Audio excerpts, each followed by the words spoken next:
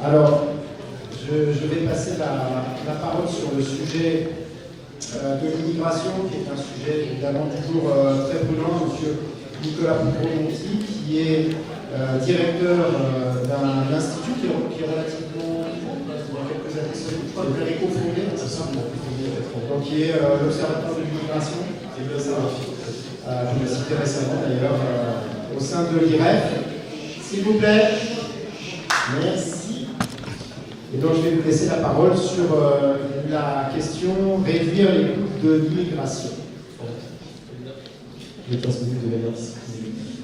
Bonjour à tous. Évidemment, merci à l'IREF pour cette très belle journée de colloque et la richesse des échanges déjà enregistrés à cette heure, c'est absolument stimulant. Il nous revient à la tâche de vous parler d'un sujet très présent dans le débat public, peut-être plus que d'autres sujets de dépenses publiques, qui est le sujet de l'immigration. Alors, c'est un euphémisme de dire que ce sujet est présent dans l'espace politique. Il y a une forme de consensus qui semble se dégager dans l'opinion sur un certain nombre de sujets, sur le fait par exemple que le niveau d'immigration reçu en France est aujourd'hui trop élevé, mais sur les questions du bilan économique et budgétaire de l'immigration, on sait que nos compatriotes sont encore divisés. Il y a de ça quelques mois, l'IFOP a produit un sondage qui estimait qu'on a aujourd'hui environ 40% des Français qui pensent que l'immigration rapporte plus à la France qu'elle ne lui coûte. Alors évidemment, pour approcher ce sujet, un angle intéressant peut être l'approche comparative. Et de ce point de vue-là, on a la chance de pouvoir compter sur les bases de données de l'OCDE, qui portent sur l'ensemble des pays développés. Quand on se penche sur ces bases de données de l'OCDE, il en ressort un constat essentiel duquel doit partir absolument toute analyse sur cette question du bilan économique et budgétaire de l'immigration. Et ce constat, c'est celui, hélas, de la faible intégration de l'immigration sur le marché du travail en France et de ce caractère plus pauvre que chez nos voisins. Je vais essayer de ne pas vous assommer de données. Deux chiffres de CDE, simplement à ce propos. On avait en 2020 à peine la moitié, 51,6%, des étrangers extra-européens en âge de travailler qui occupaient un emploi en France. C'était 14 points moins que les Français et c'était l'un des taux les plus bas parmi les étrangers extra-européens de tous les pays de l'UE. Et on avait corrélativement le taux de pauvreté des étrangers extra-européens le plus élevé d'Europe, à égalité avec l'Espagne. Quasiment la moitié, 48% des étrangers extra-européens en France vivaient sous le seuil de pauvreté. C'est un taux de pauvreté 4 fois supérieur à celui des Français. Alors comment on explique ça? Trois principales raisons. D'abord, les motifs d'entrée sur le territoire français. Sur une période de 15 ans, 2005-2020, nous sommes le pays qui a accueilli l'immigration la plus largement familiale de toute l'Europe de l'Ouest. 41% des entrées d'immigrés permanents en France se sont faites sur un motif famille, contre 10% pour le motif travail. Un deuxième facteur d'explication, c'est le caractère globalement peu qualifié de l'immigration reçue en France. Toujours en 2020, de l'OCDE, on avait 42% des étrangers extra-européens en France qui n'avaient aucun diplôme ou seulement un niveau brevet CEP, contre 16% des Français, donc un écart quasiment du simple au triple. Et puis un troisième facteur tient aussi à la composition géographique de l'immigration qu'on reçoit, une singularité française forte, étant que notre pays accueille l'immigration la plus largement originaire du continent africain, parmi tous les pays d'Europe, c'est 3 fois la moyenne de l'Union européenne, ce qui implique aussi des écarts dans les systèmes de formation, y compris dans les systèmes universitaires. Ces difficultés, elles concernent de manière forte la première génération, mais elles ne disparaissent pas à la deuxième génération.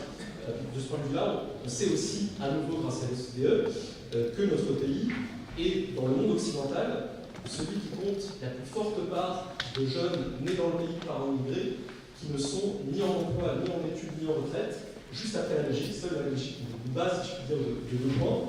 Et donc l'ensemble de ces données, je ne vais pas vous assommer avec le chiffre, décide un constat clair, c'est celui de l'inquiétant bilan budgétaire de la politique d'immigration aujourd'hui en France, qui implique évidemment des trajectoires individuelles de réussite qui sont tout à fait nombreuses et tout à fait louables. Il n'en demeure pas moins que ça dessine des profils moyens d'immigration qui sont en moyenne moins contributeurs et plus consommateurs d'un certain nombre de dispositifs de solidarité et donc des dépenses publiques, des profils finalement de consommateurs fiscaux nets. Sachant que ces consommateurs fiscaux nets, c'est évidemment largement des étrangers, des immigrés qui ne travaillent pas, mais ça peut être aussi des étrangers, des immigrés qui travaillent dans des emplois peu qualifiés, donc peu rémunérés, et qui ont donc toutes les chances de consommer plus de dépenses publiques qui y contribuent. Ce différentiel peut se vérifier sur la plupart des champs de politique publique. un exemple dont on parle beaucoup, celui de la santé qui représente à elle seule environ 250 milliards d'euros de dépenses publiques par an. Au niveau mondial, on a tendance à estimer que les immigrés sont généralement en meilleure santé que les populations des pays d'accueil, parce que plus jeunes et en meilleure forme physique. En France, ça n'est pas le cas. Les données de l'INSEE permettent de tracer que l'état de santé des immigrés est en moyenne moins bon que celui de la population d'accueil, de manière assez significative. Et dans le même temps, on l'a dit, ils sont moins souvent en emploi, leur niveau de revenu en moyenne est plus faible, et donc voilà, consomment plus de soins et contribuent moins au financement du système de soins. Donc on a en quelque sorte une dette de santé importée aujourd'hui en France par les politiques d'immigration et qui internalise les défaillances des systèmes de santé dans les pays d'origine. Deux cas typiques qui vont nous emmener dans le sujet des économies réalisables en matière d'immigration. Évidemment, l'aide médicale d'État, dont on parle beaucoup et à juste titre depuis plusieurs années. Pour rappel, l'aide médicale d'État, c'est un dispositif réservé aux étrangers en situation irrégulière sous conditions de ressources, qui assure une prise en charge à 100% du panier de soins. Quand je dis 100% du panier de soins, c'est tous les soins sauf les PMA, les cures thermales et une poignée de médicaments qui sont remboursés de toute façon très faiblement par la sécurité sociale dans la mesure où ils sont peu efficaces. Cette prise en charge à 100% d'un panier de soins aussi large, c'est un dispositif unique en Europe. Le coût annuel de cette AME il a augmenté de 65% en 10 ans. Le nombre des bénéficiaires de l'aide médicale d'État a lui triplé en 20 ans, ce qui atteste de la dynamique plus globale de l'immigration clandestine et ce qui crée aussi un faisceau d'attractivité. L'Inspection générale des affaires sociales, il y a 4 ans maintenant, a publié une étude sur l'AME qui estimait qu'en France, environ un quart des immigrants en situation irrégulière citaient les soins comme motif, parmi d'autres, de leur migration. Donc on parle beaucoup de l'AME et c'est très justifié. Un autre exemple de dispositif dont on parle peu et qui est là aussi une exception française, c'est celui des titres de séjour pour soins. Nous avons en France la spécificité d'accorder des titres de séjour à des étrangers malades parce qu'ils sont malades, pour qu'ils puissent bénéficier de soins en France, dont la prise en charge est gratuite, sans limitation de durée, sans plafond de dépenses. On a beaucoup de mal à estimer le coût global de ce dispositif, ça pose évidemment une petite question de légitimité démocratique. Mais ce qu'on sait en voyant par exemple les rapports de l'Office français de l'immigration et de l'intégration qui gère ce dispositif, c'est que les soins couverts par ces titres peuvent coûter jusqu'à 1 million d'euros par an et par patient étranger sur les seuls traitements médicamenteux. Je ne parle même pas des traitements hospitaliers. Donc évidemment, il s'agit de pathologies lourdes qui impliquent des traitements lourds et globalement valables pour toute une vie. Donc ce sujet de la santé il est important, mais ça renvoie à la question globale des dépenses publiques et de l'impact de l'immigration sur celle-ci. L'évaluation chiffrée exacte du bilan fiscal de l'immigration, c'est un exercice difficile. Il n'y a pas une bonne réponse à l'euro près lorsqu'on pose la question de savoir combien coûte l'immigration, parce que les choses qui dépendent d'hypothèses qu'on pose sur le périmètre des dépenses qu'on retient, est-ce qu'on prend seulement les immigrés de première génération ou aussi la deuxième. En tout cas, quels que soient les scénarios, il n'y en a pas un aujourd'hui sérieux qui puisse aboutir dans le contexte français à un bilan positif. Il y a de ça quelques semaines, l'entrepreneur Pierre Danon a publié avec notre Observatoire de l'immigration et de la démographie une étude sur le coût et les économies réalisables en matière d'immigration. Pierre qui est arrivé à un coût annuel net de l'immigration pour les finances publiques, donc l'immigration irrégulière et régulière, en retenant seulement les ressortissants étrangers, de l'ordre de 40 milliards d'euros par an.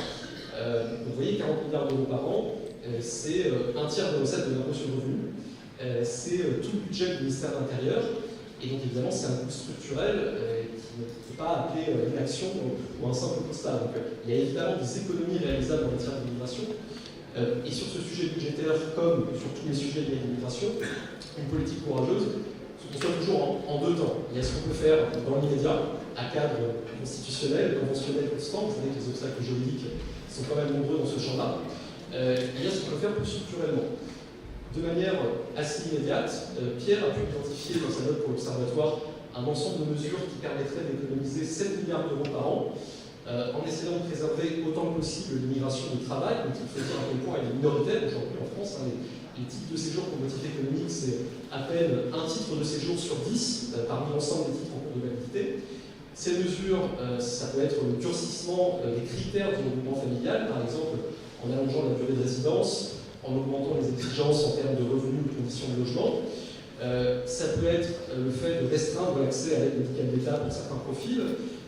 Ça peut être le fait d'instaurer un délai de carence pour l'accès aux prestations sociales non contributives. On sait que ça avait été proposé lors de la loi immigration et adopté par le Parlement, mais cette disposition avait sauté au Conseil constitutionnel. On est assez contraint par le Conseil en la matière, mais un délai de carence de 3 ans ou 4 ans à ce stade n'est pas anticonstitutionnel. On pourrait envisager une série de mesures comme ça. L'hébergement, par exemple.